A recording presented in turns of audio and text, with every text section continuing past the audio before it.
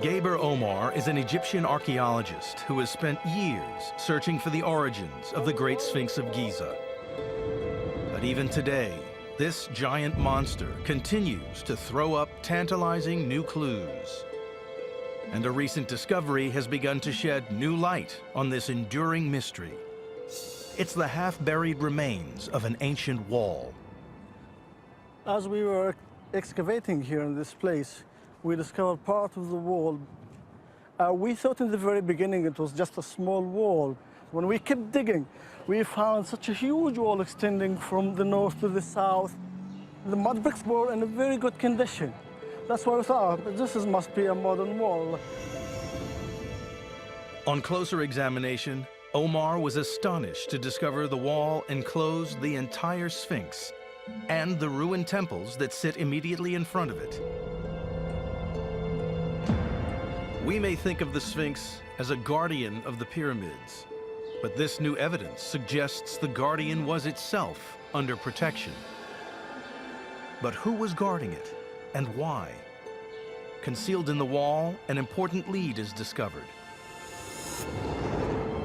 Beneath centuries of sand and dirt, archaeologists uncovered a clue.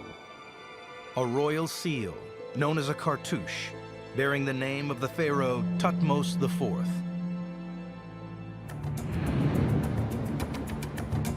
Thutmose ruled Egypt in the 18th dynasty, around 1400 BC. And he was famous for his ambitious building projects. So could the presence of Thutmose's cartouche on the Sphinx wall mean that he was the creator of this mighty monolith? Melinda Hartwig finds a clue standing in front of the Sphinx between its paws. It's a giant stone tablet, or stela. Well, this is an amazing stela that is the first mention of the Sphinx. At the top of the stela, we have two images of Thutmose IV. And in one side, he's actually incensing the Sphinx. Then the other one, he's giving water offerings. The Sphinx is crouched on this plinth right in front of him. Carved on the tablet is a legend recorded by Thutmose recounting an incident from his youth when he was a young prince.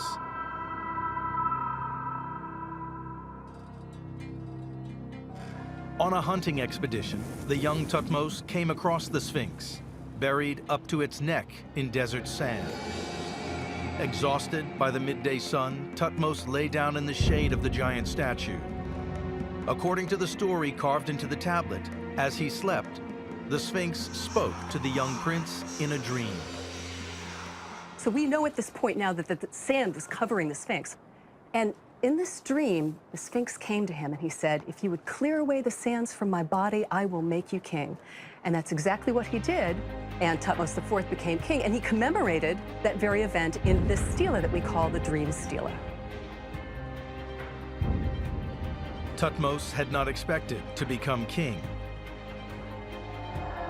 But when his older brother died soon after, he took the throne and announced that the Sphinx had kept its word.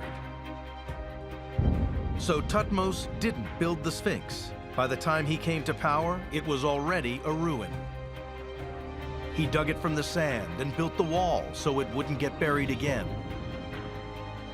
It's possible that without Thutmose, the Sphinx might have been forgotten, but generations that came after followed his lead, seeking the Sphinx's blessing and turning it into a full-blown tourist attraction.